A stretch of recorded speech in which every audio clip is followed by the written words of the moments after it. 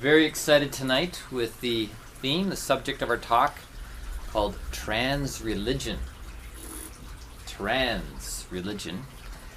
And looking at religion from the perspective of archetypes, spiritual science, looking for keys to decode what is sometimes a very confusing subject. And tonight in particular, going to focus on the three main Abrahamic religions, otherwise known as Judaism, Christianity, and Islam. So yes, hope you're excited to dive into these deep waters, try to keep out of hot water while handling these the subject of these religions. To start off, I really want to ask the question, when it comes to the religion, does it ever sometimes feel like it's adults playing make-believe? Think about that. When it comes to the realm of religion in culture, does it ever feel like adults just playing make-believe? I remember traveling to India a number of years ago and staying in an ashram in the north of India and just exposing myself to some of the culture there, the temple culture, and witnessing adults taking a doll of a guru who had passed away. He had left his body, and in a ritual way they would take this doll and they would change its clothes and bathe it and feed it and smudge it with incense. And this was all very new to me, and I found it quite fascinating, if not a bit disturbing, because it kind of looked like adults just playing dolls, the way kids would be taking their Barbies and taking the clothes off, putting other clothes on, bathing, and really living in this realm of make-believe, where you make believe. You believe that you're making or doing something within really the realm of your imagination. Likewise, annually the Christians, they will take someone and dress him up in garb like Jesus and make him look bloodied and beaten. This is around the celebration of Easter, and have him carry a cross through the streets. This happens in many cities around the world, and people will follow this actor as he drags the cross in costume, and people will weep and cry as if this is actually taking place in the present moment, the crucifixion of the Christ, this re-crucifixion of the Christ. Again, it's like adults playing let's pretend, make believe. Even in the Judaic religion, annually the rabbi will go into the Holy of Holies. This is a cordoned off area of the temple, separated by a veil, a cloth.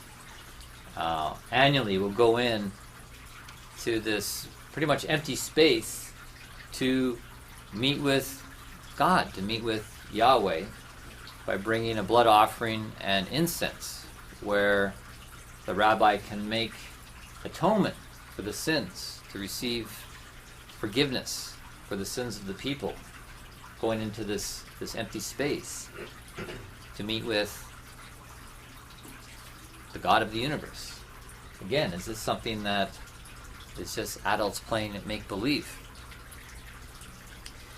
And perhaps you too have examples or stories. Let's take a moment here to see if there's others in the room that can think of personal experiences. I don't know what your religious backgrounds are, your upbringings. Just speak up if there's something that resonates for you in terms of your exposure to religion that makes you question, is this real or is it just figments of the human imagination? Yeah, but the part where you eat Jesus I found completely fascinating. You get a little wafer and you're like, that's Jesus that I'm eating right now. Is that, yeah, I always found that one really interesting. Yes, the Christian church with the Eucharist, That's it. the communion, where you eat the bread and you drink the wine, the body and the blood of the Christ.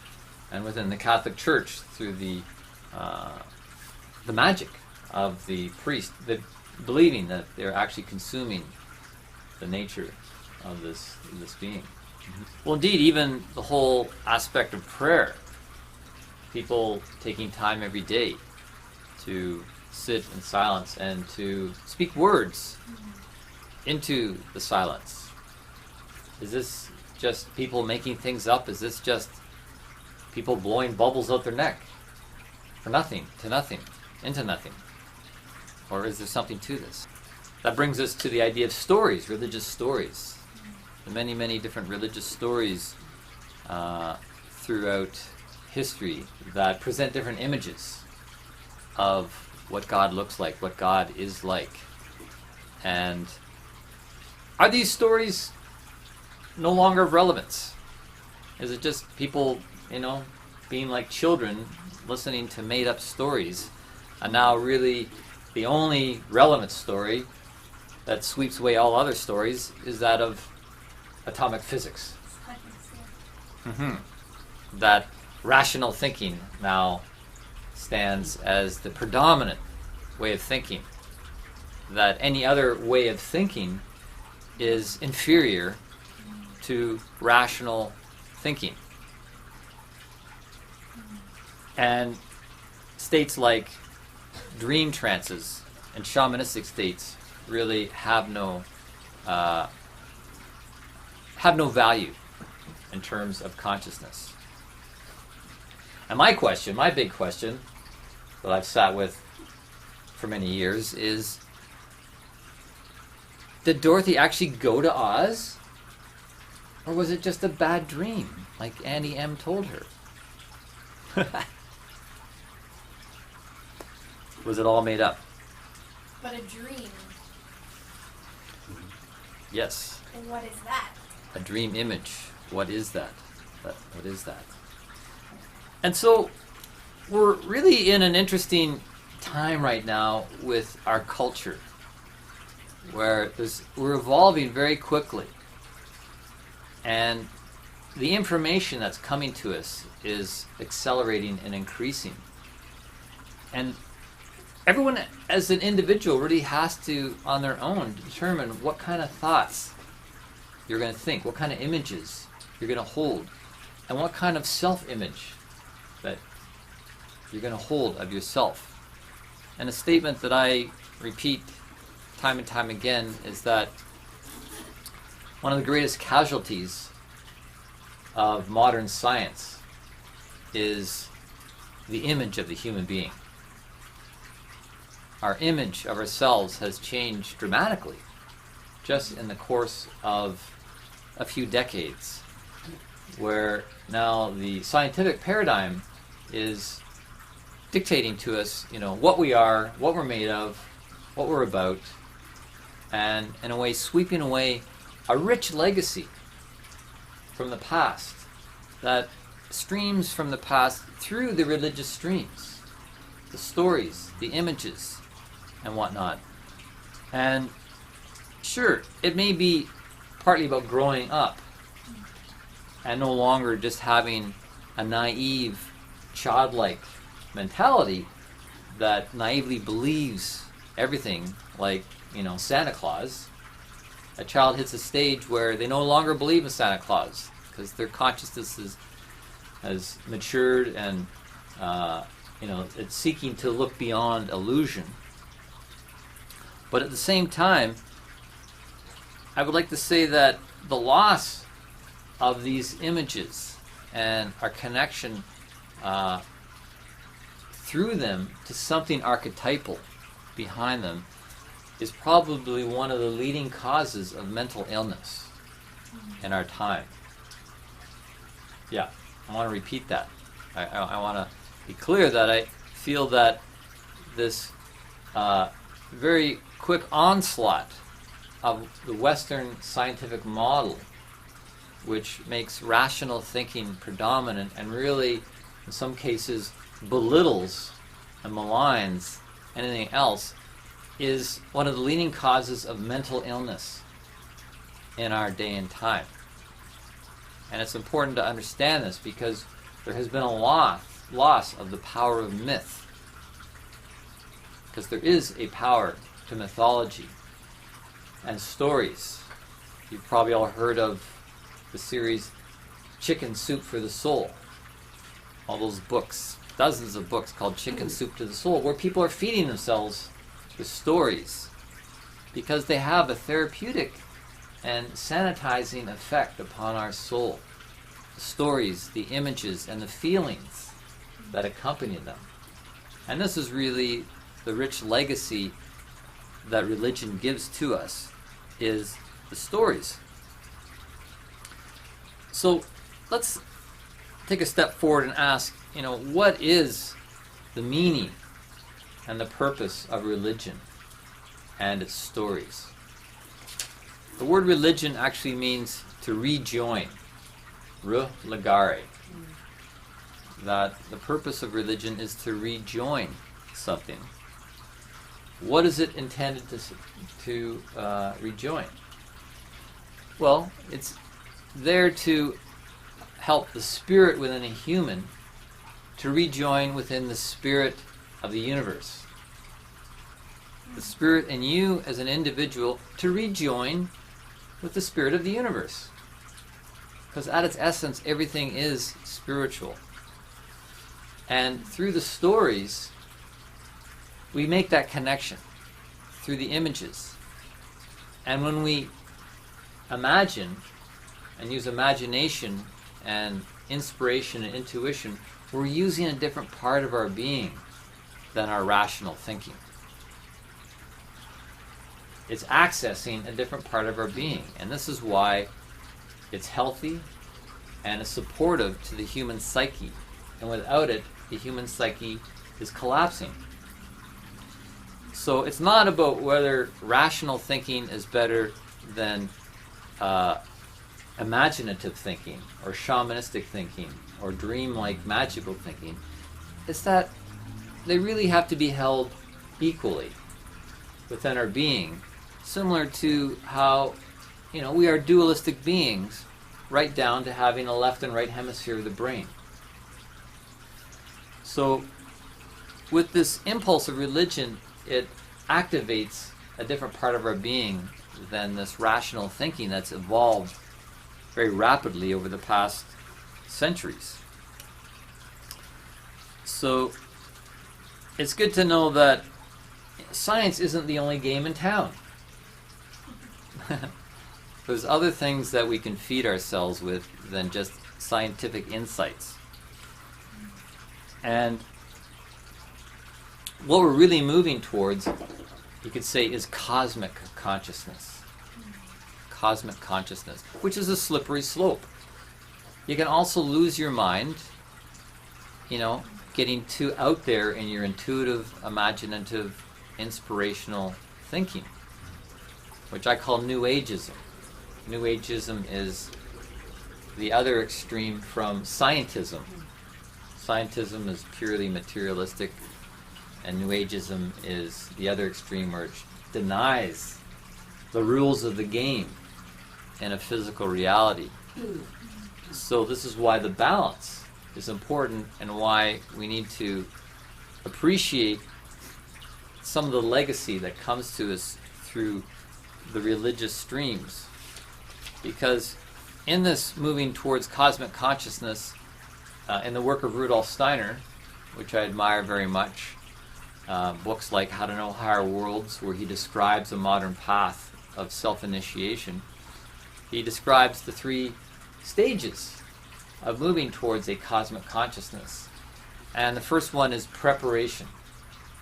That one needs to do work of preparation upon themselves. And I can't go into the details of this. We get into it more in depth in the schooling that we've got in the spiritual boot camp. What makes for healthy preparation of the mind and the body to be able to download cosmic consciousness. And then the second stage is that of illumination. illumination where you learn to turn the light on within yourself, that you have your own light on so you can guide your own steps in this world. First you have to believe that you have a light within yourself that you can turn on, and then you cultivate it. And then finally, the third stage is that of initiation or activation. Once you've done the preparation and you become inwardly lit up, the light on, then you can be initiated into higher states of consciousness, cosmic consciousness, and experience the expanded reality that religion speaks of. So, tonight we want to take a little bit of look at the three Abrahamic religions of Judaism, and Christianity, and Islam, and to try and understand them from this perspective that I've just been laying out, that they in fact offer preparation for this journey towards a higher consciousness. So I'm going to give some tools here tonight that can help us each navigate this rich legacy that these old religions bring to us, and so we can glean the goodness in them without getting stuck in the dogma. And that's can be the trap of religion, as it can become pedantic and dogmatic and restrictive. So we're going to look at religion, these older ideas, from the perspective of newer ideas. And that's the first key, is to look at the older ideas from the perspective of newer ideas, and to interpret ancient teachings and traditions in new light. So it's kind of like looking at things on a higher octave. We've got religion as it is, but then there's a higher octave to the religious ideas and images. And it's that higher octave that really you get to the archetypal source, the archetypes, the architecture that's behind the stories and the characters and so far. So, in a way you could say it's understanding our past from the future. How about that? Let's understand the past in light of the future. And I'll talk a bit more about that in a sense, in a moment. I'd like to quote a verse from the Gospels, the Gospel of Mark, where the disciples of Jesus came to him and said, "Why are you talking in stories? Why are you telling parables all the time? It's like, get to the facts. We want to know really what's going on, not these little story images called parables."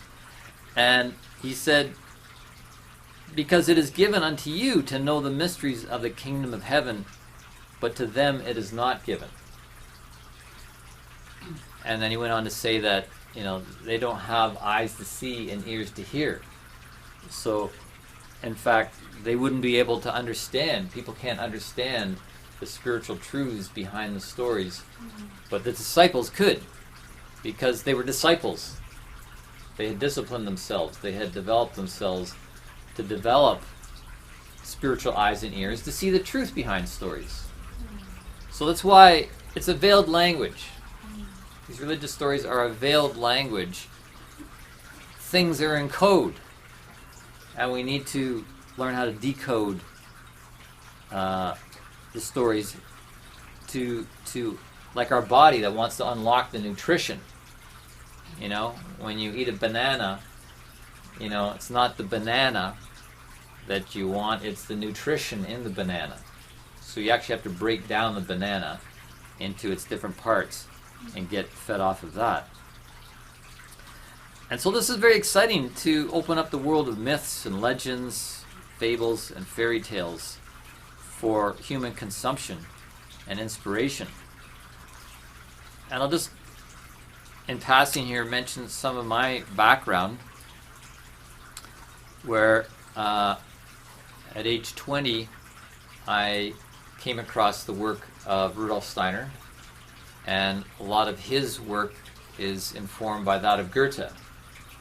Goethe is the famous German scientist, poet, He's considered Germany's Shakespeare because he wrote Faust.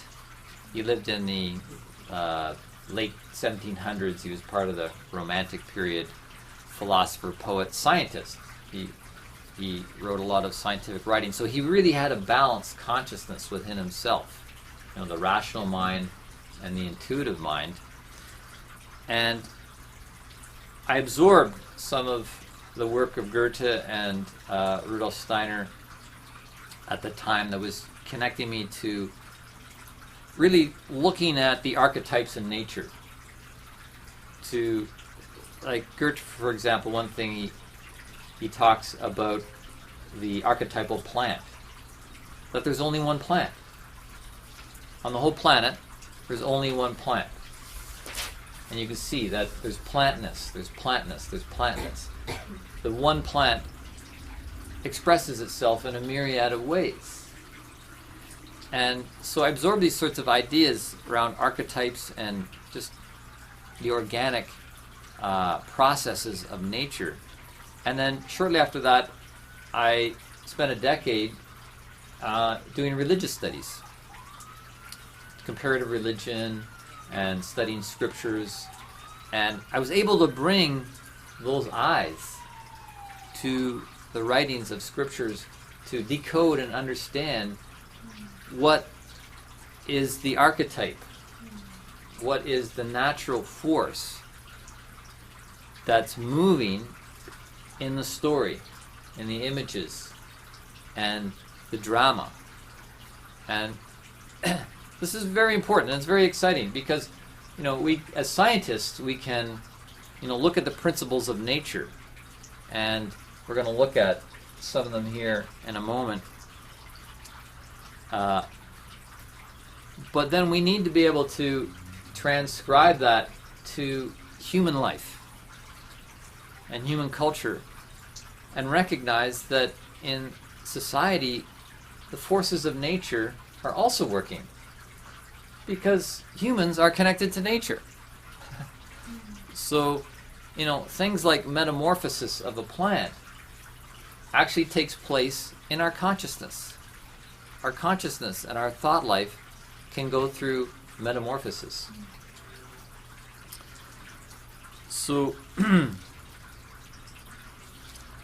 yeah, I spent about a decade doing studying religion, and then I left that, and then I met the work of Carl Jung, and that aided me further in being able to understand things of a religious motif, because Jung is all about archetypes, and he had also been raised religiously, so a lot of his work is dissecting religious iconography and ideas from a psycho-spiritual perspective.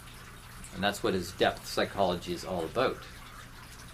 Looking at the images in our consciousness and our dreams and connecting it to religious images and so forth, and seeing what is the architecture, what is the process that's taking place. So I was able to, with Jung's work, then shed more light on the thoughts that I contain within my mind and evolve them even further. A very exciting period in my life. And then lastly, I came to the work of Dr. Ibrahim Karim, who started the new science called biogeometry. And in biogeometry, he talks about nature's design language, the different ways that nature speaks, nature's design language. And understanding nature's design language, you can then interpret things that are going on through that, because you understand the language of them. So I call it sacred soul geometry. You've heard of sacred geometry. Well, there's sacred soul geometry, and how these things live within our souls. So that's what we're going to be using tonight. We're not looking so much at the historicity of religion. We're not going to, debate whether Jesus existed or not, or whether the the children of Israel were actually in captivity in Egypt as slaves. That's open to conjecture in the realm of theology and whatnot, but that's not the scope here tonight. Just want to read through this list here on the board I call archetypal dualities. I'll just go through the list quickly. There's something that's singular or something that's polarized. Singular, polarized. There's unity, and then there's division. Unification, division. There's contraction. Periods of contraction, periods of expansion. I'm already thinking of that verse in the Hebrew Bible about to everything there is a season. Turn, turn, turn. There's a time to live, a time to die, a time to build, a time to...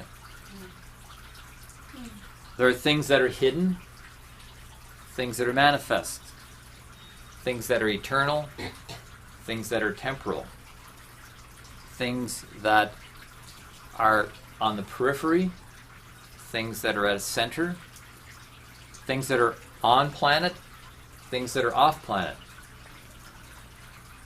There is times when things are one, times when things are many. There's the individual versus the collective. Monotheism versus polytheism. There's lower octaves and then higher octaves of the same thing. There are things that are older, things that are updated,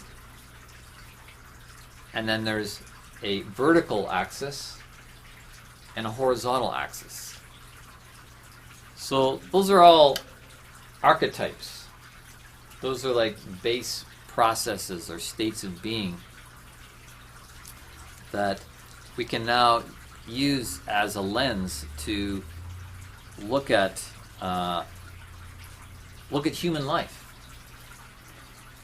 And just to give an example, something that Goethe said when he was speaking of nature, he said in nature, all separation takes place so there can be unification of a higher order. This division takes place so there can be unification of a higher order. We sometimes think of separation or division as bad in human culture, like, well, somebody's getting separated, they're in marital separation. You go, oh, that's too bad. But Goethe is pointing to how that's necessary at times in nature for things to be pulled apart so that there can be a unification of a higher order. And you can see that in the life of someone growing up, like Dorothy in The Wizard of Oz. She was, dependent on the farm and Auntie Em and Uncle Henry, as, a young child. And then she had to go to Oz and become independent. She had to become dependent in herself by connecting with her Scarecrow, Tin Man, and Lion, her own capacities to think and feel and will. And so that separation from the farm had to take place. This ripping twister had to rip through her life and pull her away from the farm, where she would have otherwise continued to just fade like Auntie Em and Uncle Henry were, into this flatness of the farm. So she made that step of being independent, and then the final step is to become interdependent, where you can return back to the farm as a different person, standing on your own two legs. You have your own thinking, your own feeling, your own will, and you can then contribute because you've got your own self on board now. So there's an example of how, separation is necessary. And this is echoed in a verse, to quote Jesus again. He said, I do not come to bring peace, but I come to bring a sword, to separate father from son, from mother from daughter, from brother from sister. that the sword of the Spirit he brought was to carve people out into their own individual freedom. So, just going to start to take a little walk through the Bible here, looking at how some of these archetypal dualities play out. For example, the very first line of the book of Genesis in the Hebrew Bible is God in the beginning. So we have this idea of God, the oneness of God. Created the heavens and the earth. Duality. Oneness creating two. Something that's singular. And it says the earth was without form and void. The earth was without form and void. So there's kind of this nebulae of the earth. But then it says God separated the day from the night, the waters from the land, the earth from the firmament, and so forth.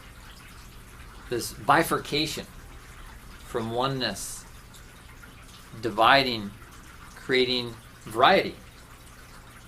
And then through the evolution of the 6 days of creation, as it's put, there's this evolution of all the different creatures, this incredible plurality of things take place, until finally at the end of the week, Adam is created in the image of God. This one human. And then another split takes place. Another separation where Adam is split into male and female. Adam and Eve. It says the rib was taken from Adam and Eve was made, which could be code language for the separating of the moon from the earth, which both in science and spiritual science this is recognized, that the moon and the earth were together at one point, and then the separation, and that the name Eve, well, the name Adam means red earth, and then Eve could be referring to the light of the evening, the moon. The splitting into two. And then, of course, as we know, the story goes, they eat of the forbidden fruit, the tree of knowledge of good and evil. Good and evil. Again, another duality. And there is this fall from this higher plane, this higher octave, down to a lower octave. And they have to begin this journey of life on this plane, where Adam has to till the soil and Eve has to labor to give forth birth. So it's really talking about the beginning of copulation, this tilling of the soil and this giving of birth.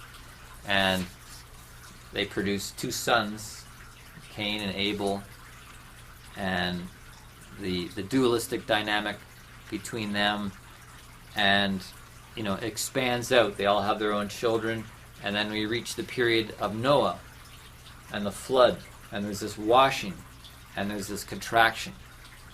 So we're seeing the biblical narrative of expansion, and then this contraction back down to just a seminal group of people on the ark and a seminal group of animals in this contraction mode. So now we need to move forward to the kind of the star of the show here, Abraham. Father Abraham, who originally was called Abram, and he's just living out in the desert, and so he gets the call from above. On the vertical axis, God, Yahweh, well, he wasn't called Yahweh yet, but calls him out. He says, you must leave your father's home and land. He wants to separate him out from his father's home and land because his father was worshiping many idols, many different gods. That his father's religion was polytheistic. Polytheism is when you have multiple gods, and God was calling Abraham to leave that, to just focus on one God, a monotheistic version. And so he leaves. He leaves, and God promises him, if he does this, that he'll be the father of many nations. If he leaves this polytheism and focuses on monotheism, then there'll be a father of many nations. So again, you see a contraction and expansion taking place here in the narrative. And so Abraham picks up his stakes with his wife Sarai and heads out towards this promised land. God says, I'm going to lead you to this promised land that's flowing with milk and honey. Milk and honey, that's code language. It doesn't mean there's milk and honey on the ground, but it's code language for abundance, goodness, health, wealth, and so forth. And he also promises that he will have a son. And this is kind of foreshadowing the things that, you'll have a son. And a son in that culture was highly prized. To have a son, because a son would take on the work of the father. This father-son relationship was very important. He would take on the work of the father, and he would take on the father's name. That's why you have names like Johnson. John has a son, so the family name Johnson, or Davidson, or Abramson. This is the tradition back there, where the idea of having a son was highly esteemed. But the thing is that Abraham was very old.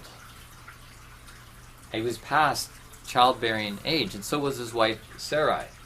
So it was going to really kind of take a miracle, a miraculous birth, and he's kind of foreshadowing around that. But they weren't conceiving a child, so Sarai actually suggested, that that Abraham would conceive a child through their handservant, Hagar. Hagar was one of their handservants. And so Abraham did that. He had his first child, which was named Ishmael. But then, after that, they did conceive, Sarai and Abram, their own child, which they named Isaac. So, through this kind of eye of the needle, there's these two offsprings. Ishmael through the handmaid, and Isaac through Sarai. And it takes an interesting turn here, because first of all, Hagar and Ishmael, they left. That was kind of the last of them. There was some jealousy there, and they just disappeared into the desert. And not much more in the Bible about that. But they have their own child, Isaac, and God says, okay, now I want you to sacrifice Isaac. Go up into the mountain, build, a funeral pyre, and sacrifice your son on this altar of fire. And this is an archetypal test too, and it's a foreshadowing of a father sacrificing a son that gets echoed further down the road in the Christian stories. And Abraham's actually willing to do this, and he goes up and he builds this place where he's going to make the sacrifice, and he just about does it, and then an angel comes and stops his hand and says, go ahead and sacrifice a goat instead, which he does. And he really establishes something within himself that you could call righteousness. Righteousness is that you look right in the eyes of God, as opposed to self-righteousness. When you look right in the eyes of yourself, he did something that gave him a standing of looking right in the eyes of God, because he had left the polytheism of his father. He followed out into the desert looking for the promised land, had this miraculous birth, and was willing to sacrifice it. Not unlike Mary in the New Testament, who says, when she's told that she's going to give birth to, in a miraculous way, that she says, let it be done unto me according to your word. She has this complete soul gesture of surrender, surrendering to the vertical. And that produces positive results on the horizontal. So they continue their journey towards this land flowing with milk and honey, which is really the land of Canaan. Land of Canaan, which is where the Canaanites lived, the people of the Arabic world. The location of Mount Zion. But there's a progression through generations before getting there, because Isaac, gives birth to a son named Jacob, and Jacob goes through a thing, and his name is changed to Israel, and then he has 12 sons, and so there's this contraction and expansion into the 12 sons, which leads to the 12 tribes of Israel, and the story about Joseph, and Joseph going into Egypt and whatnot. But it really sets up another duality, which you could say in the Semitic lineage of things and the Arabic lineage of things that came through Abraham, through his two children of Ishmael. Yeah, Ishmael and Isaac, yeah. Created a duality of the Semitic and the Arabic lineages of things. So this helps us to start to interpret what's going on in current world culture, which is really important. But let's look at first the idea of leadership amongst the people, which is also archetypal, because the leader is the one who stands up for the people. He has that vertical connection with the divine. And we saw, there's Abraham, Isaac, Jacob, Joseph, and then Moses was the leader that led them out of Egypt, and then there was Joshua that took over from Moses. And then if you read the Hebrew Bible, you can see that the Hebrew people, they wanted this leadership. So they had judges for a time. There was the last of the judges was Samuel, and then they weren't satisfied with that. They wanted a king, because everybody else had kings, and so the Hebrew people, they wanted a king. So there was Saul, was the first king, and then King David. Then King David came along, who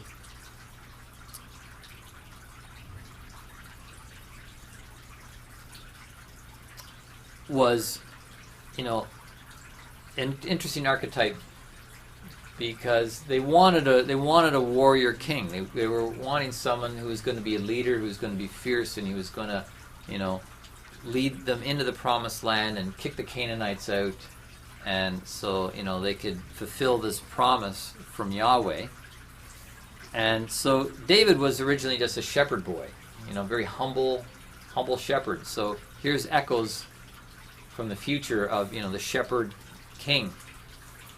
The shepherding king, which, if you're looking around here, just Christmas time that passed, you saw lots of images of shepherds and kings, gathering for the birth of the new leader, right? So embodied within David was this humble shepherd nature, destined to be a king. But he was also, had the warrior spirit. He was the one who went and slayed Goliath. He took down this Philistine warrior Goliath with one shot from his slingshot. So David is an important figure within the Jewish Bible because he, as a leader, was given the directive from the vertical axis, from the God, the one God, the monotheistic God, to build a temple. Template. And this temple was to serve in becoming the house of God.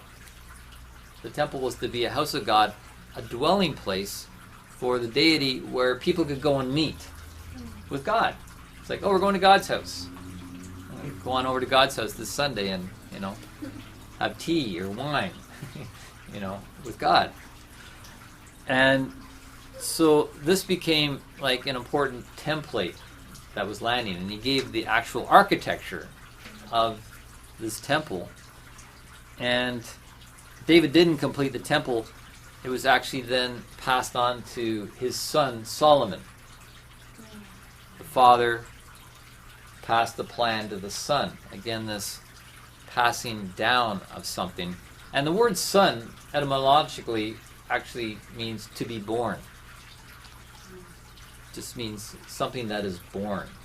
And it doesn't necessarily mean a boy. It's just anything that is born from the parenthood. And, of course, we know for something to be born, it's not just a father. Father cannot give birth to something. There has to be a mother as well. And this is part of the architecture. When we look at the idea of a father giving birth to a son, there is the mother. And I really like to repeat this idea about how, the father or the paternal force, on the vertical axis is really the patterns of the universe. The patterns of the galaxy, the patterns of the solar system really represent the paternal aspect of creativity. That up there is the father, off planet. Right? People go, Abraham's God was off planet, Well, yeah, because the paternal forces, the fathering forces that have intercourse with matter, the materia, the mother, the maternal forces of Earth. And so to have a son or to give birth to something is really this beautiful breathing, this beautiful interaction between the cosmos or the celestial and the terrestrial Earth. So David giving birth to Solomon, to give birth to this temple, to give birth to this house in which the divine could dwell, is actually,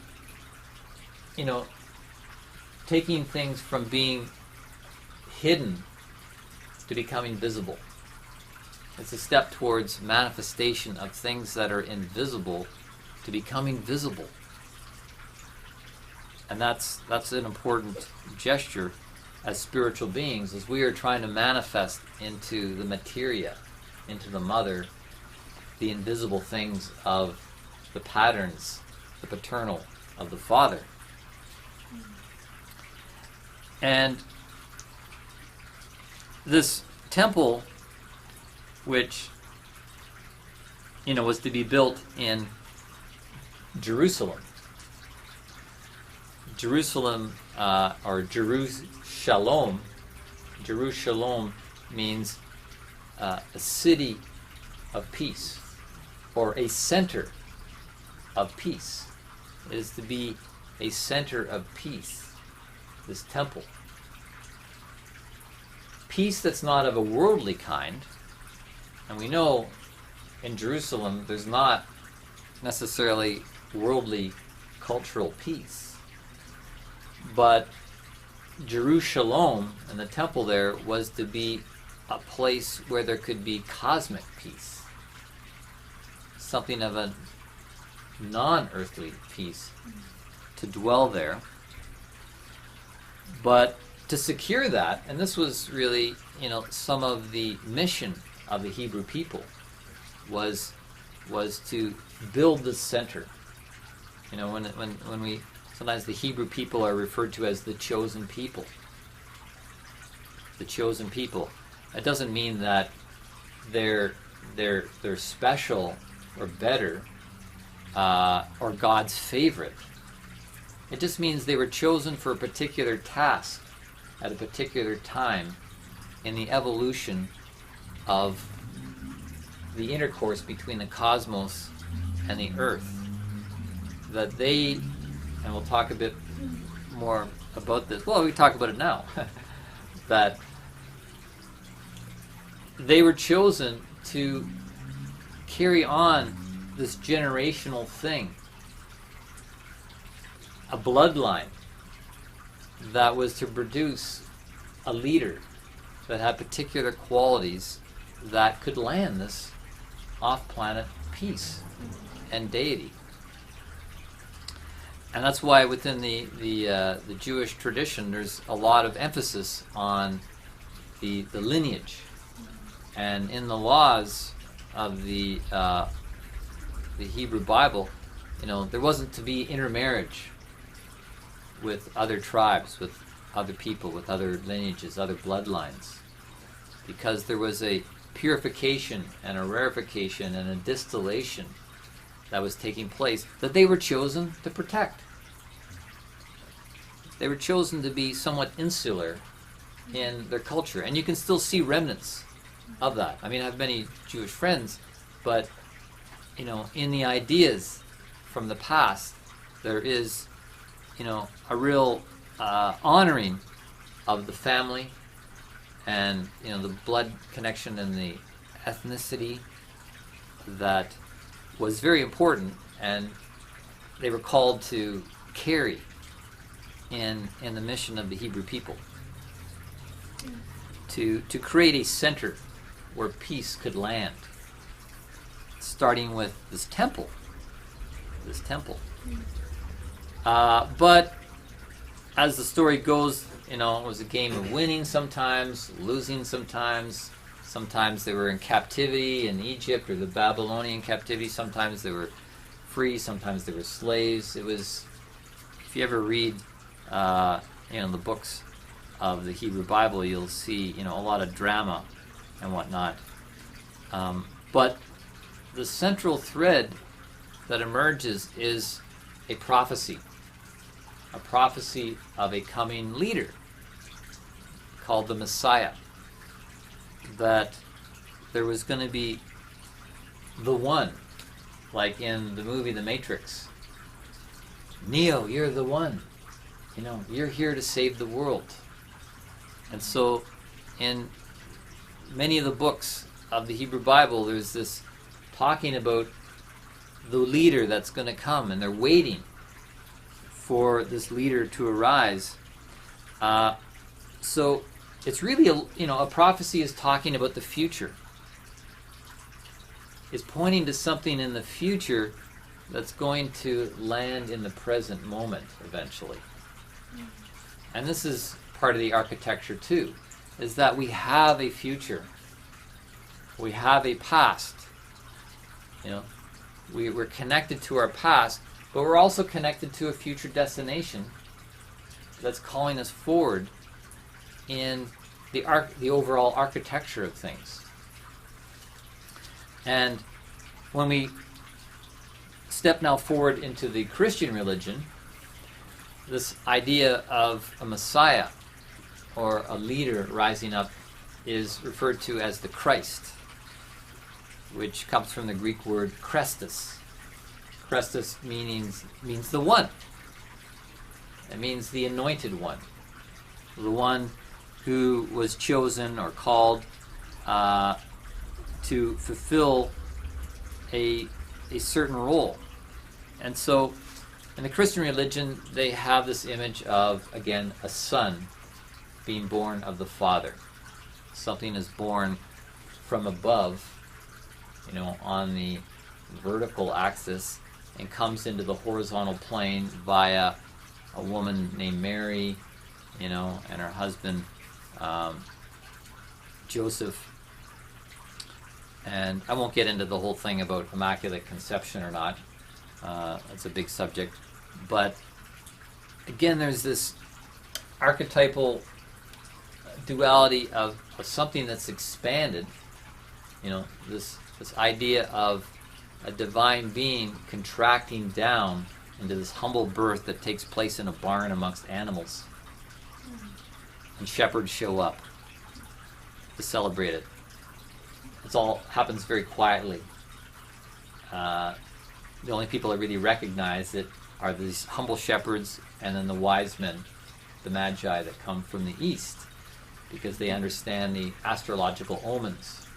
And this is all astrological, and we'll talk about that in a moment, that human destiny is written in the stars.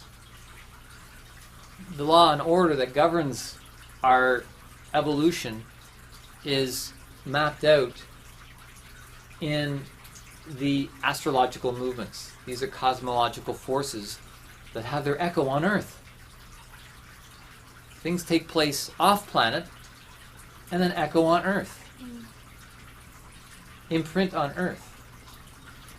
And just read a bit of scripture here from the book of Micah, from the Hebrew Bible. It says, "But you, Bethlehem, though you are small among the clans of Judah, out of you will come for me one who will be ruler over Israel, whose origins are from old, from ancient times." This is a prophetic verse from the Hebrew Bible, speaking about how this little town of Bethlehem, right? You've heard that Christmas carol, "Oh, little town of Bethlehem," in the area of the smallest tribe of the 12 tribes, the tribe of Judah. It's all very contracted and small. And then a verse from the New Testament Bible, the Christian Bible, the book of Luke, says, "He will be great, and he will be called the Son of the Most High.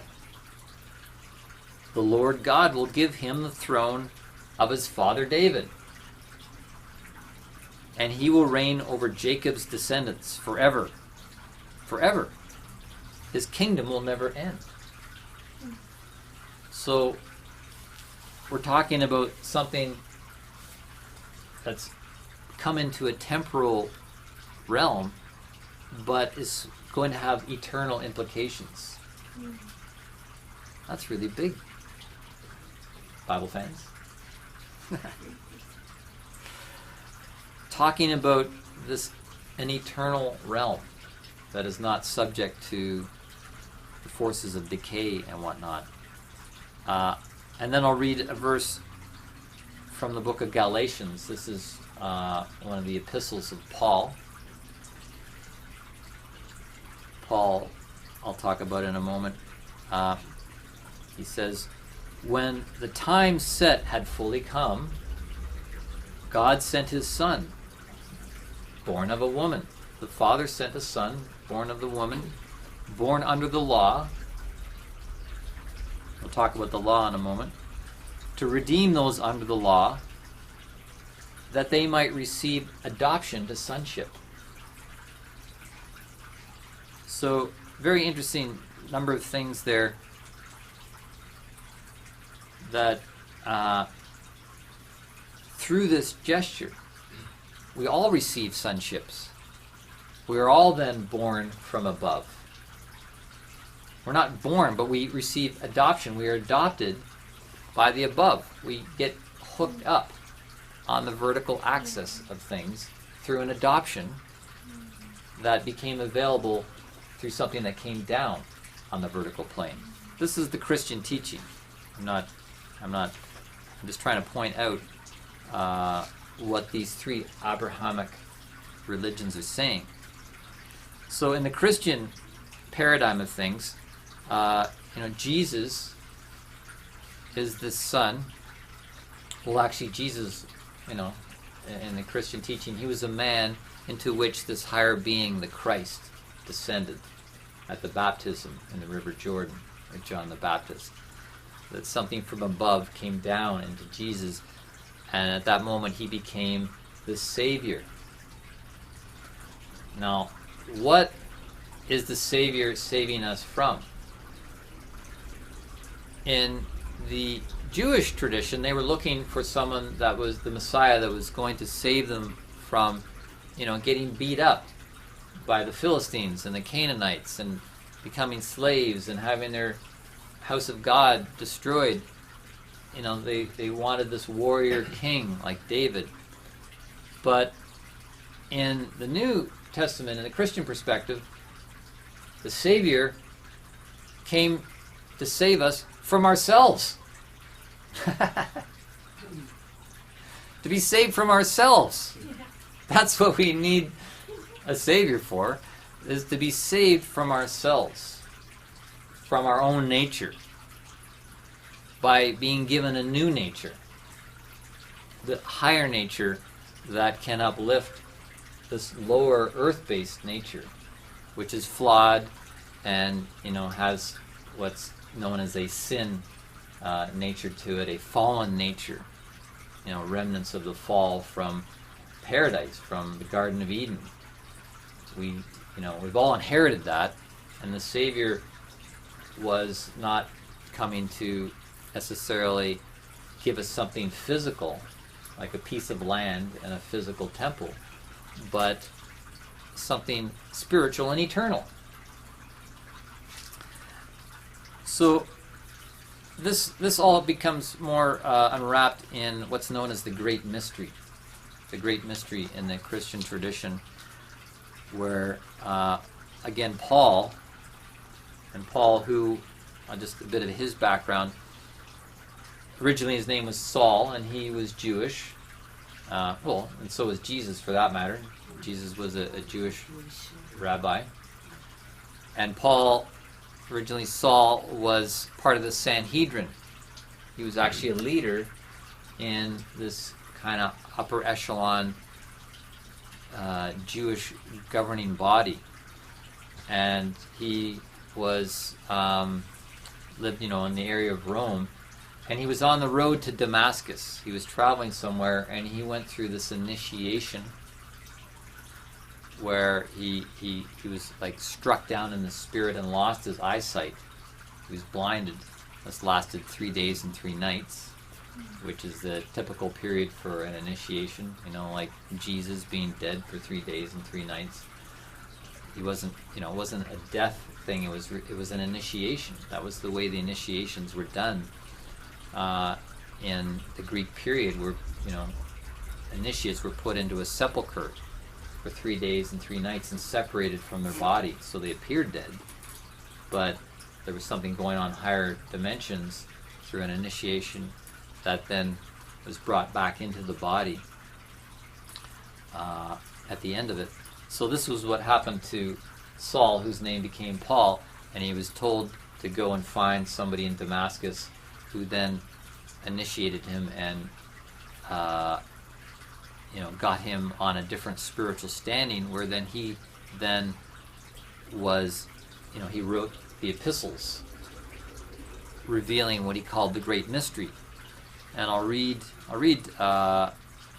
some of this from the book of Colossians, chapter 1, where he says, "I have become a servant by the commission of God given to me to present to you the Word of God in its fullness, the mystery that has been kept hidden for ages and generations, but now is disclosed, the glorious riches of this mystery, which is Christ in you, the hope of glory."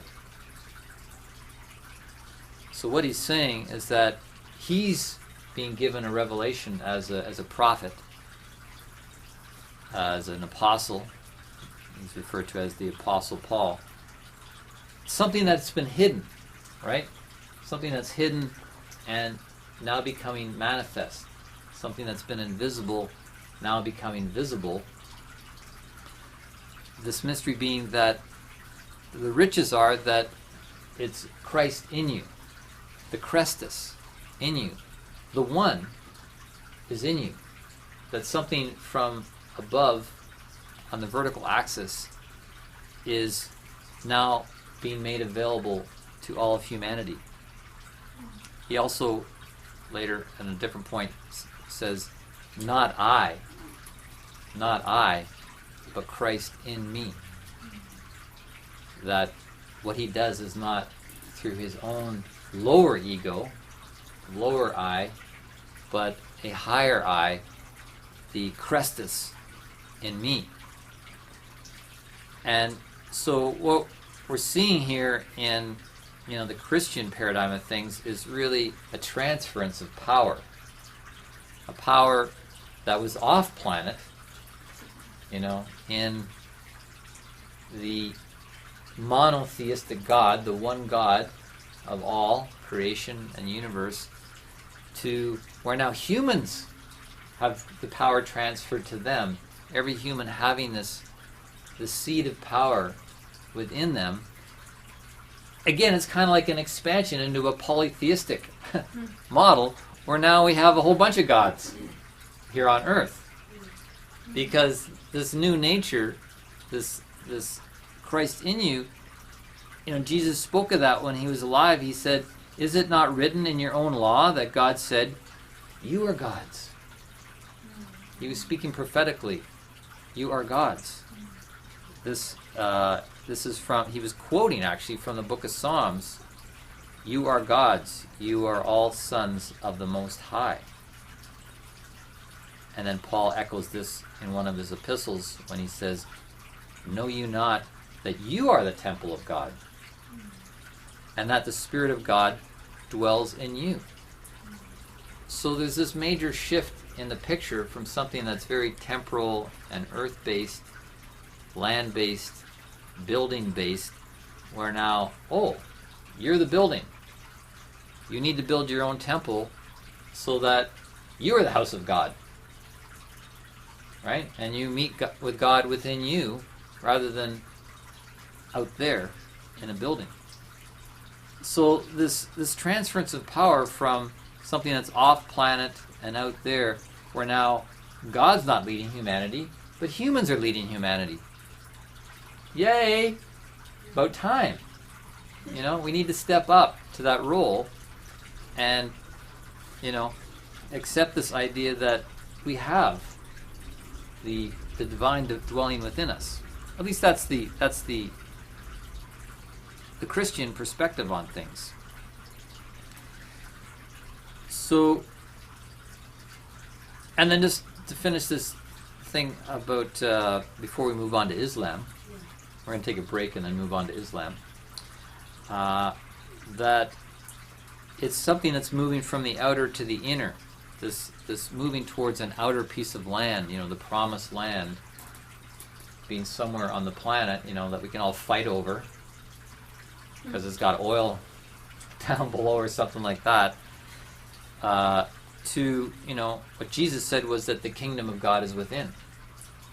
This piece of turf that you want is within, and you might have to fight for that too. You might have to fight to find your way in to that piece of land where there's peace. We're looking for a piece of land where there's peace. And this is it's not only just an individual temple, but Paul speaks about now how it's about the one body. The dwelling place of the divine is what he called the one body, in which we're all members. That we're all like appendages of the one body. There's a head, there's a heart, there's arms, there's feet, legs, and so forth. And that collectively, we are the dwelling place or as the house of God was in the Hebrew paradigm. And that brings us now to the religion of Islam, which arose about 600 years after the inception of Christianity. 600 years passed, and then there arose another prophet, Muhammad, who determined that his lineage was going back to Abraham as well. And we just discussed how Abraham gave birth to Isaac, that led to whole, the tribes of Israel, the Hebrew people, and the Semitic ethnicity, that Ishmael, also born of Abraham through Haggai, created a lineage through the Arabic world. And Muhammad rose to, we just finished talking about, the Christian impulse to bring about unity. And I actually didn't mention another part of the Great Mystery, and I need to just go back to that part of the Great Mystery that Paul revealed, was that there was not to be division between Jews and Gentiles anymore. That they were all to be part of the one body.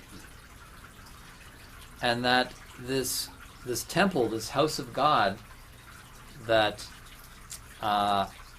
we have the architecture of that still. The temple plans that were given to Solomon was the temple, and then there was the holiest of holies, which I mentioned earlier, this square part of the temple at the end that was partitioned off by a veil, by some sort of cloth. This is where the rabbi goes in once a year and utters the unutterable name of God and makes atonement for the people. Well, Paul writes, in referring to the Great Mystery, that veil that separated the people from the holiest of holies and actually separated Jews from Gentiles, because the Jews had this mission to create this space, that says at the moment of the crucifixion of Christ, the veil was rent in twain. The veil was rent in twain. That's Old English language from the King James Bible. That means it was torn in two. The veil was ripped open from the top to the bottom. Interesting. It was ripped open from the top to the bottom, meaning on the vertical axis, the ripping came from above. So that this division between Jew and Gentile, or anything, any kind of division, was being erased by a new divine impulse. And in fact, it says there's no Jew, Gentile, Greek, male, female. None of that exists in the eyes of the divine anymore. That division was completely, that had been established by the divine, was now being erased by the divine. But 600 years after this mystery spoken of by Paul, the division still existed. And Muhammad came along and, seeing this division in the world that also exists in the Semitic world and the Arabic world, he came forth as a new prophet to guide people into this work of reunification. This reunification. And again, to move people forward towards this promised land of milk and honey, which is code language for a higher level of reunification, a spiritual unification of people. Now, this is important to see what the original impulse was in Muhammad's work, because now we have words like Islamification and Islamophobia And there's a lot of misconceptions about what is the impulse that was originally brought through by Muhammad. But he was working to bring a unification again under a monotheistic God. See, all of these religions, the Abrahamic religions, are all working towards recognizing just one God rather than a God for this, a God for that, and God for this, and God for that. Now, we all have to ask ourselves, is there many gods? Or is there one God? You look at Hinduism, and my gosh, there's so many gods you can't keep count. I like to think that maybe there's something of both. Within the monotheistic, there's also a plurality, or what's known as a pleroma. And in fact, if you read the Hebrew Bible, that very first word, God, is the word Elohim, which is referring to a number of deities working together in a pleroma. And it said, we shall make the human in our image. It's all plural. So it's a bit of a cosmic paradox that we get into this, that is really asking us to grow our consciousness to be able to hold this kind of idea with cosmic consciousness. Even within the Christian stream of things, which is, fundamentally monotheistic, 300 years in, one of the church fathers comes forth with this idea of a trinity. Now he's talking about three gods again. We've gone from one God, now you're talking three gods? And this created much debate in the early centuries of the Christian church, and it still exists today, whether this idea of a Trinitarian God, God the Father, God the Son, and God the Holy Spirit, exists or not. But, we know this idea of the Trinity does exist. There's Trinitarian churches. The park across the street's called, Trinity Bellwoods Park. This idea of three-in-one gods exists under this monotheistic banner in Christianity. But even there, if we look at it with expanded consciousness, it's not talking about three gods. It's just saying that the one God manifests in three ways. There is the Father, the paternal force, the invisible, then manifested being born.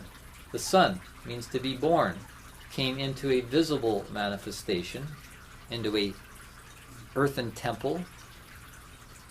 And then, as Paul said in the mystery, there's now the Christ in you. That really refers to the third part of the Trinity, the Holy Spirit. The Holy Spirit can dwell within you as a temple. So we're not talking about three gods. We're talking about one that is the invisible Father, the visible Son, and now the seed of that new nature within you. But Muhammad arises because there's still not the unification that was really meant to be a part of this new mystery impulse, where the veil was rent in twain, joining all things together. So in the Islam religion, of course, it's one of the things that they one of the main things you hear is that there is one God, Allah is his name, and Muhammad is his messenger. You hear that. There is one God, Allah is his name, and Muhammad is his messenger.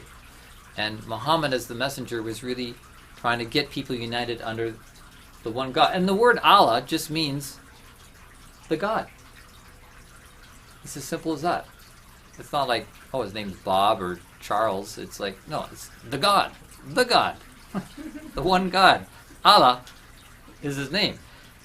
So it's really referring to Yahweh. Yahweh and Allah are the same God, just different branding, you could say. And this makes it a little confusing for people when you get into naming your God differently, but talking about the same thing. It ends up creating this divisiveness. But the Arab world at that time still felt somewhat outside of the pale of what was to be, a unified body here on the horizontal plane. And so in the teachings of Muhammad are interesting because to bring this through, it wasn't an intellectual thing. He actually entered a shamanistic state. He would move, he would dance, he would spin around. This led to Sufism, which is the mystical sect of Islam, where the whirling dervishes, where they spin and they speak, they sing, and they bring forth words of wisdom. This is really what gave birth to Islam, was this shamanistic state that Muhammad would enter into. And he said that he was actually bringing forth words from the angel Gabriel. That it was the angel Gabriel, the archangel Gabriel rather, speaking through him to bring forth this wisdom that was meant to join Jews or Semites and the Arabs together. These two lineages from Abraham that came through Isaac and Ishmael were to be brought back together, because really they're feuding cousins. That's what it boils down to. It's like feuding cousins that need to be reconciled together. And this fits also with the Christian paradigm that there's really just meant to be one universal religion, one universal impulse that reunites everything in its own place in the one body. And Muhammad actually went to the Jews originally. As a prophet, he thought, yes, we shall reunite with our cousins. We shall, I am a prophet of God for this age. But he was rejected. He was rejected by that world probably because he was calling God Allah. And the Jews were calling him Yahweh, or they didn't even speak the name. It's like, oh, we don't speak the name of God. It's unutterable. And so this unification never took place. And in fact, even right in the beginning, or after Muhammad died, there was a division amongst the people, because the Sunni sect of Islam felt that Muhammad's right-hand man, his advisor, Abu Bakr, should be the one who carried on the lineage, and then the Shiites felt that Muhammad's son-in-law, Ali, should be the successor of leadership. And so right off the bat, we go from unification to division, and there's been more bifurcation since then, and there's multiple Islamic sects now in the world. So this, just to give a little flavor of what Muhammad taught, because it's, for Western people, it's sometimes confusing, because we hear about radical, fundamentalistic Islamic people, the jihadists, and the Sharia law and things like this can often make it seem a little bit foreboding. But the impulse coming through Muhammad, like in his farewell sermon, he said 6 points. First being, believe in one God, the monotheistic God. Similar to Jews, he said, do not use images or symbols of God. To treat all believers as equals, equality. He actually said to treat women better, that women should be treated better in culture.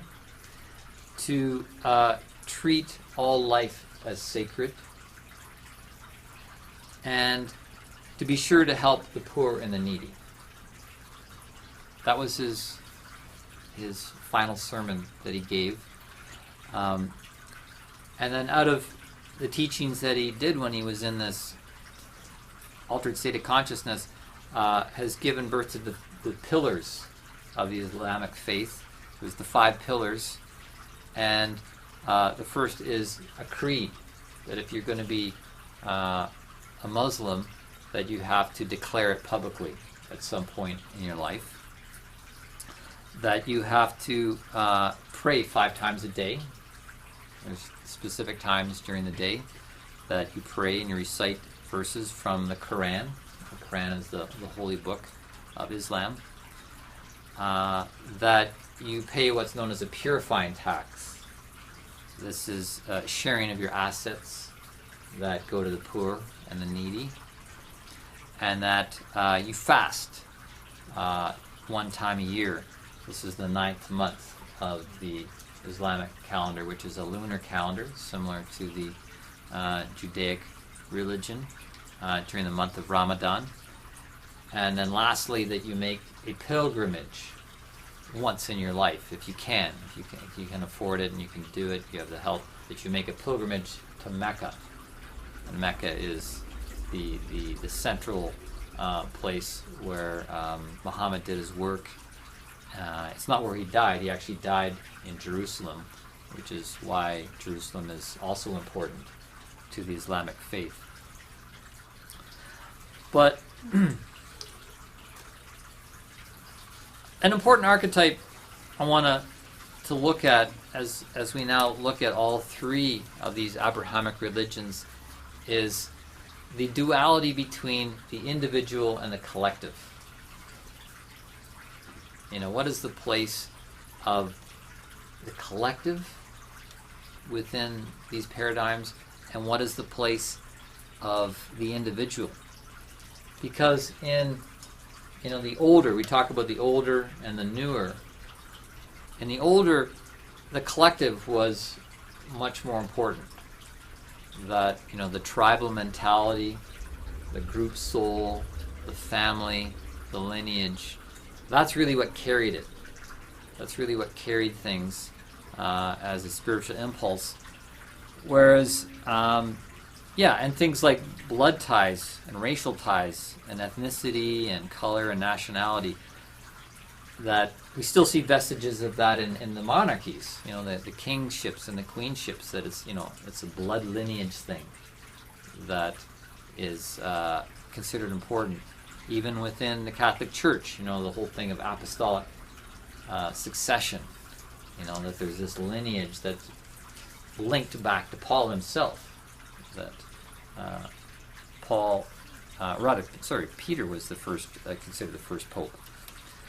But this idea of lineage, holding together a tribal mentality, was considered important.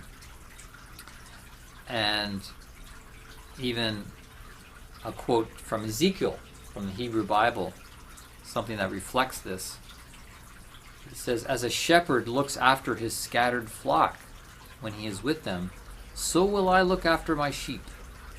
I will rescue them from all the places where they were scattered on a day of clouds and darkness." This whole idea of keeping the collective together, keeping your flock together as being the most important thing.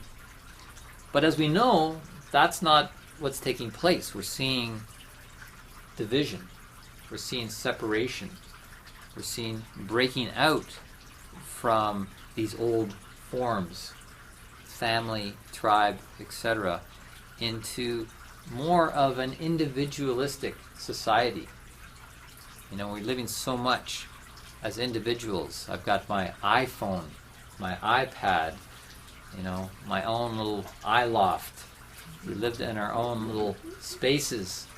And this is part of the spiritual impulse to allow for individual freedom. So you can have your own thoughts, your own feeling, your own will. So here we're seeing separation out from the tribe to allow individuation. And it's interesting, the word individual from the Latin means not divided in two. Individual. So this being, we're coming into wholeness individual wholeness, where we take dualities and polarities of nature, of the cosmological forces, and we create wholeness in ourselves instead of being held by the tribe on the outside. We now hold ourselves from the inside, which is not easy to do.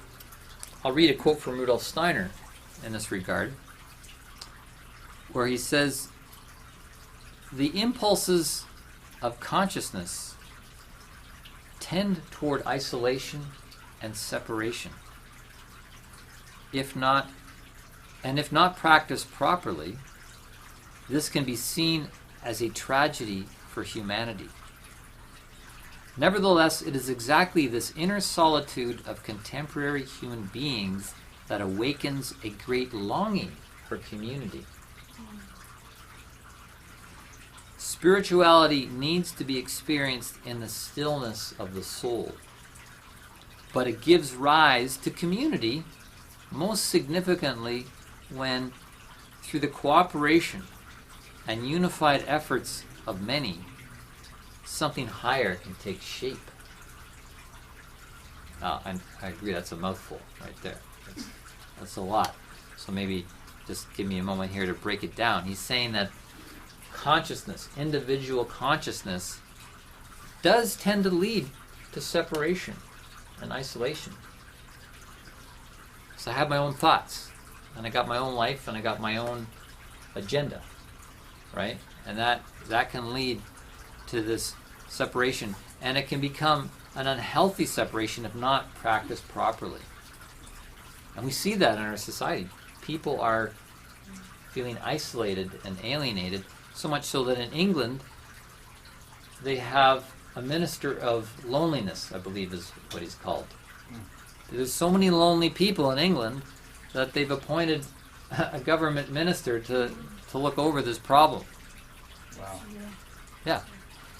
It's systemic to this whole thing of separating out and individuating. If it's not done properly, we just find ourselves shoved into the corner of our own little chicken coops and not able to get out. So what Steiner's saying here, that yes, we need to, spiritually experience stillness in our soul. We need to have that temple of peace, which, Jerusalem, the temple in Jerusalem was to be the center for peace. The temple within ourselves can be a place of peace, but out of that peace, when we go through that eye of the needle in our own space, it should lead us back out into community and to the right kind of connections with people that aren't necessarily based on blood lineage or tribal mentality or group soul, but now on a new principle, a spiritual principle called karma. To have the eyes and ears open so you can karmically recognize who you are called to connect to and how you are to connect to them.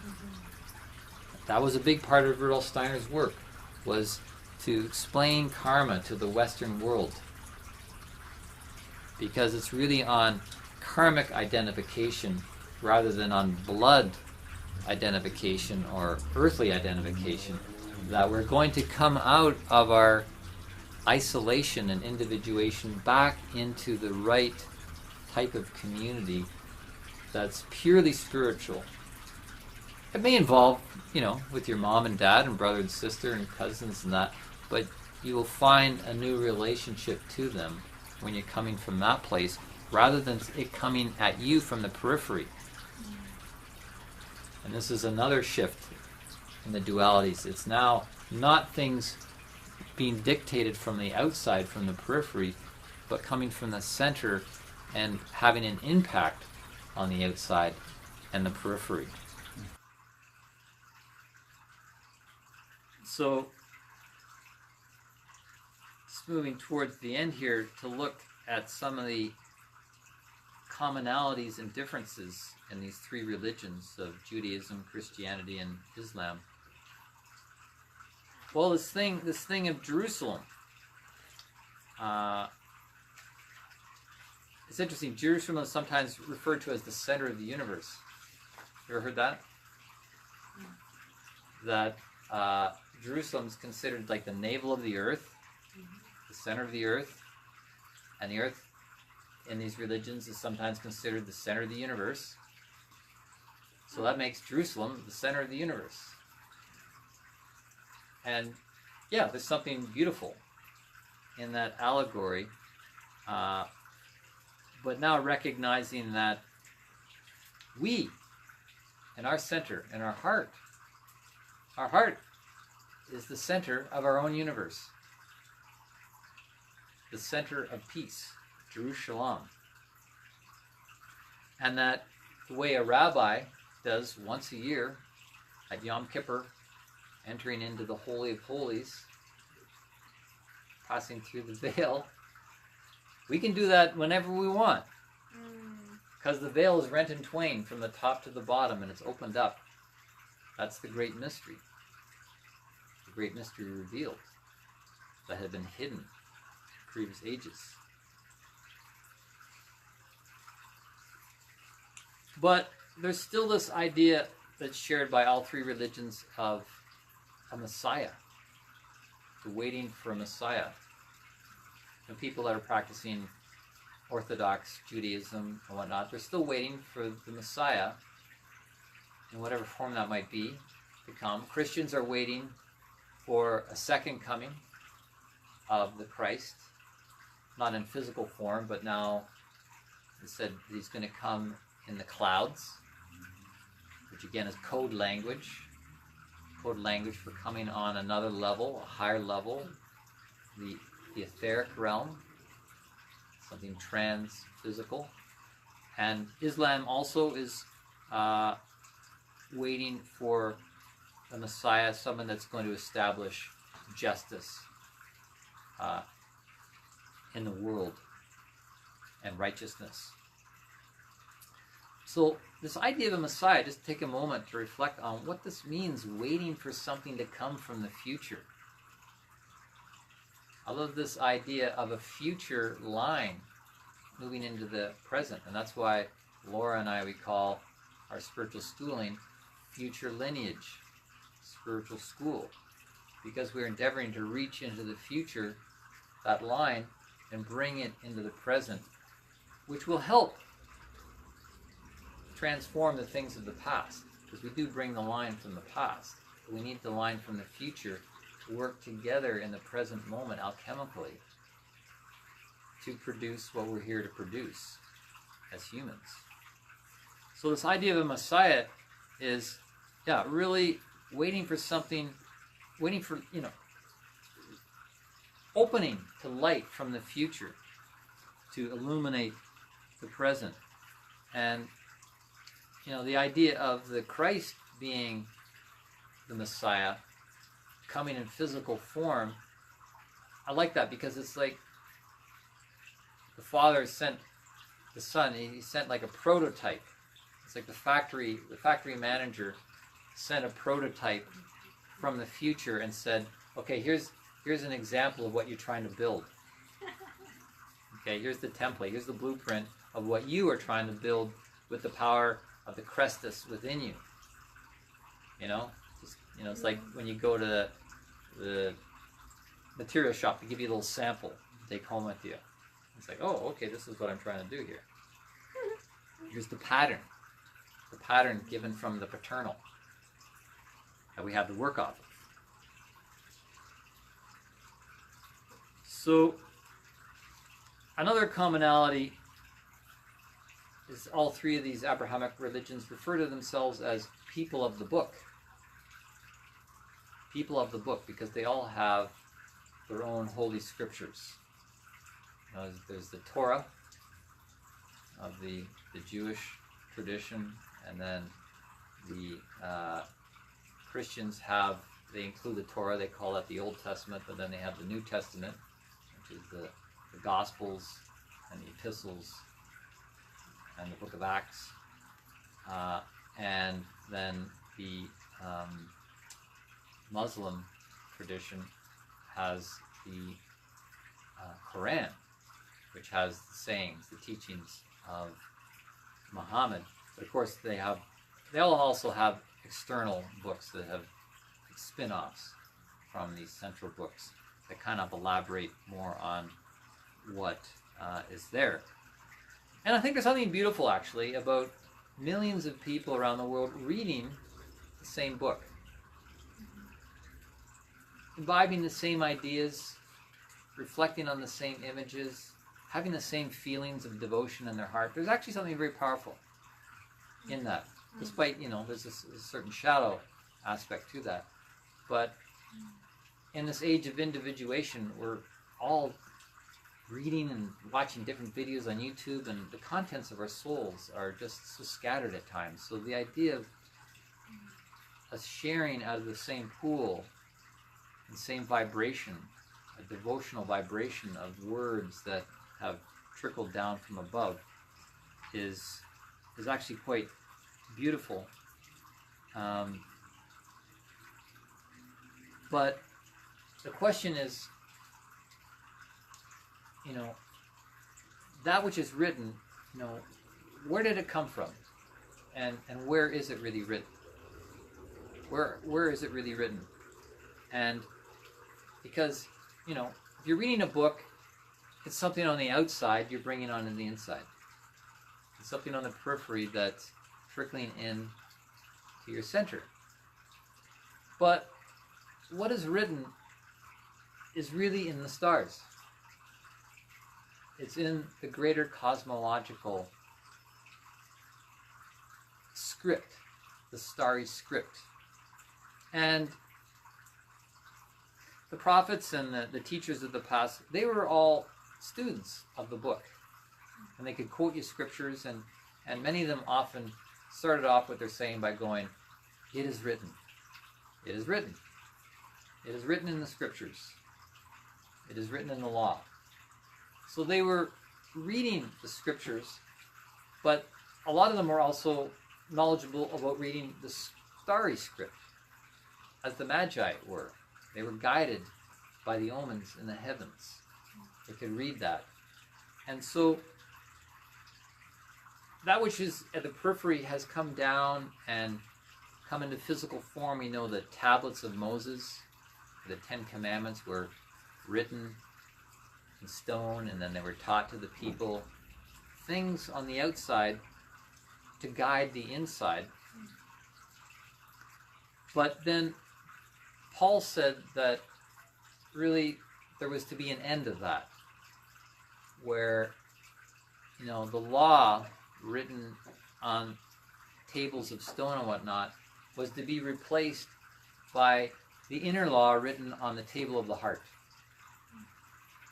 That the knowing, the law or the order or the principles of the divine really should be read from within ourselves, which points the direction for the individual, that each of us individually can be guided from within, and we needn't necessarily be held by the training wheels of religion, because these religions are of the past, and I look at them as training wheels for moral development. That you put training wheels on a child's bike so they can stay upright, right? Doesn't flop over into the horizontal. You have the training wheels so you can get a sense of moving forward and staying upright. But if you never took the training wheels off, you would never know whether you could actually ride that bike or not. You would never know if you could keep yourself upright. You would not be free. And so this idea of the shift of being held from the periphery, from the outside, now birthing it from the inside, reading the law of God, reading the book of God within ourselves, reading the book of nature, the gospel of nature, as I like to call it, and be able to interpret it to guide ourselves so that we don't necessarily have to be held by training wheels, external training wheels holding us upright. So we're really talking about the development of a personal conscience. A personal conscience, or what Rudolf Steiner refers to as ethical individualism. Ethical individualism. That as an individual, you have awakened your ethical nature, or you could call it your karmic sense. That you have a sense of karma. You have a sense like, whoops, if I do that, that's going to bite me in the ass further down the road. I think I'll choose to not do that. So each of these religions, they have their own relationship to the idea of the law of God. And you see that in the Judaic tradition. They really, there's this love of the law of God. And I'll read from Jeremiah. This is the covenant I will make with the people of Israel. After that time, declares the Lord, I will put my law in their minds and write it on their hearts. I will be their God, and they will be my people.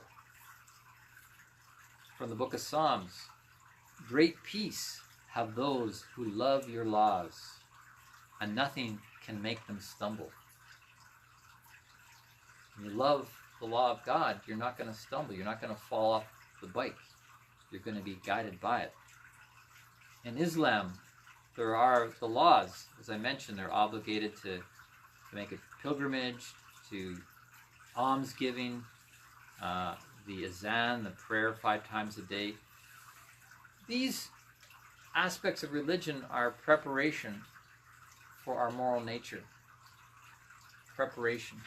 And as I mentioned back in the beginning, the 3 stages that Rudolf Steiner talks about of spiritual development. There's preparation, illumination, initiation. So we can look at religion as something that prepares us for these further stages and standing on our own. But you can also get that out of sports. Not to belittle religion, but, you know, if you're involved in sports, any kind of sport, can be an individual sport or a team sport, you learn to play by the rules. You learn how to play by the rules, and if you break the rules, you're put in the penalty box, or penalized in some way, or thrown out of the league. So there's different ways to prepare ourselves spiritually as what I call athletes of the spirit. Because we're not really warriors as it was in the older paradigm. We're now really more athletes of the spirit in training and preparation to really engage ourselves fully spiritually, living, you know, from the law within and turning on our karmic sense.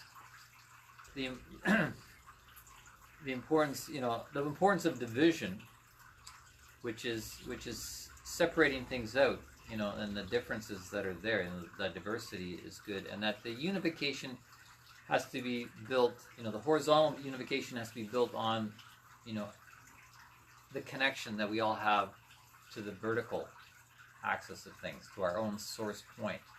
You could even say that the 5th chakra above the head. And something I forgot to mention is that's really what the word Muslim means. The word Muslim means one who submits. One who submits to the will of God, to, you know, the higher will. And if we're all learning how to do that on an individual basis, then there will be a magnetism and a coming together.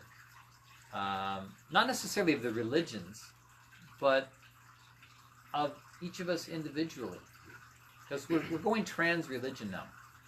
That's the name of this talk. We're going trans-religion to get to the source individually, not as a collective. The collective will happen when individually we plug in to the source. What are we submitting to? Exactly. And see, it's not to the periphery, you know, like to the external law or the dictates, you know, held by humans, but to our own higher self. This is the transference of power I was speaking of, that now it's to the God within. and we lead ourselves through the God within. We submit to that rather than external things. And that way we can be free.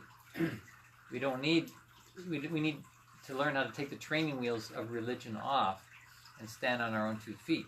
Now, ironically, it can bring us full circle because I still enjoy reading the scriptures from time to time and reading the stories, or maybe going to a cathedral or a temple and hearing the music, hearing the songs, enjoying the architecture and the iconography. It can be soul food. But, we don't necessarily have to proclaim, an allegiance to a religion. We can go trans-religion, transcendent. I use the word trans-religion because it's kind of like transsexual.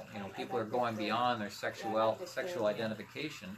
We can go beyond our religious identification and still, be in it to a certain extent. It's a bit of an act, but that's the freedom we have to still draw from these inspirations of the past as we pull ourselves with the lineage into the future. I like to think that within the geometry of the universe, and modern science has us all about the mathematics of the universe and the architecture and the specific. I think the universe also has something called style. The universe appreciates style. That puts the pizzazz into the architecture. Every temple, cathedral, synagogue is going to have a slightly different style. Every religion has its different ornamentation. And that's part of the bifurcation of things from source, the cultural diversity. So I don't think there's any right or wrong around these things as long as we're not infringing on other people's freedom. I love this style. And like within the Christian church, they revolve their style through the Christian calendar of the year. Some parts of the year they're wearing these colors and they're having these types of ornaments and this and that, and it freshens things up for the soul. We don't want things to be too rigidified, and that's part of the danger with religion, is it can rigidify us within certain rituals that are repeated. They can hold us, but they can also restrict us. There's a fine line between being held and being restricted. That's another duality there. The importance of rituals. Yeah, there's the quote from the gospel about how Jesus said, if you be my disciples, you will know the truth, and the truth will set you free. Pretty simple. There's these 3 things, but it's all contingent on being a disciple, which means the disciplined one. We need to be able to have self-discipline. Hopefully not discipline from the outside, but a self-discipline. We'll be able to access the truth, and then we'll be free. So if you want to be free, that does take a certain amount of discipline and often, restraint.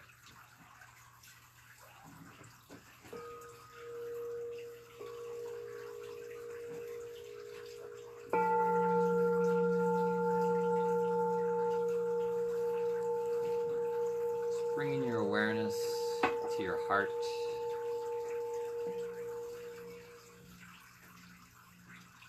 The center of centers.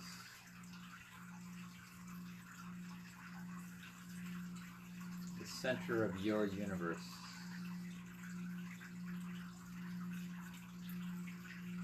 The center where peace can reside. Peace that passes understanding.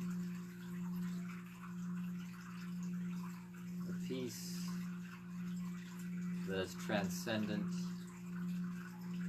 beyond any kind of peace this world could ever offer.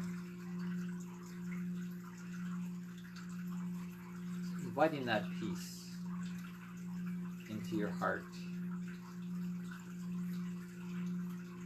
into your own personal temple, your own holy of holies.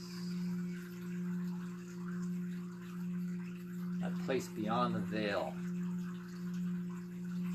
where you can meet with the divine being of your own higher self.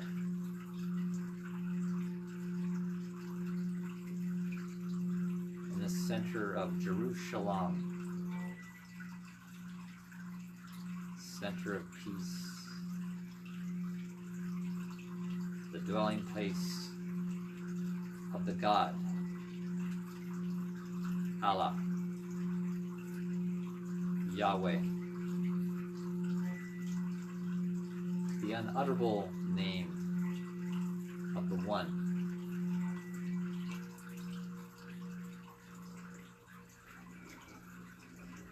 Resting into that like you've never rested before. Knowing that this truly is the great mystery.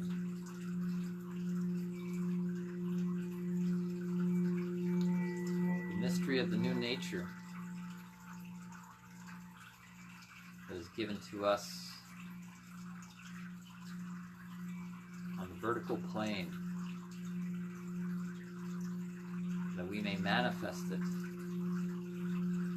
on the horizontal plane of the visible manifest realm.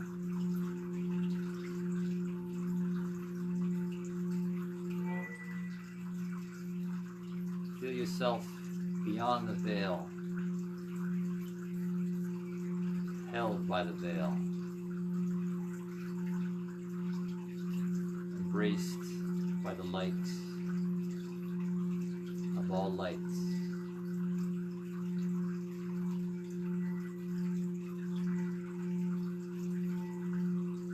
Know that the law of God is written there upon your heart. The starry script of the cosmos is indelibly written there.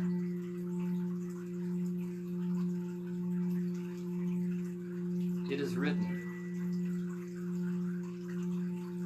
you are a born one, a son, a daughter, adopted by the universe, the universal parenthood.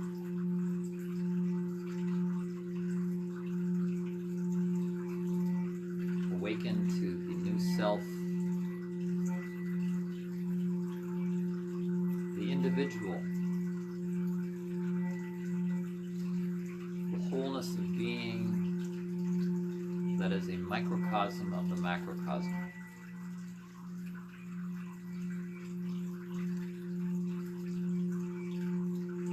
And out of that individual nature, you can then move out from that center to rejoin not only with the above, but with the without, the one body, the new tribe, the collective of other beings doing likewise, awakening and growing, the new temple, the new Jerusalem, the new nature that is given by grace, given as our responsibility to nurture, grow, and utilize.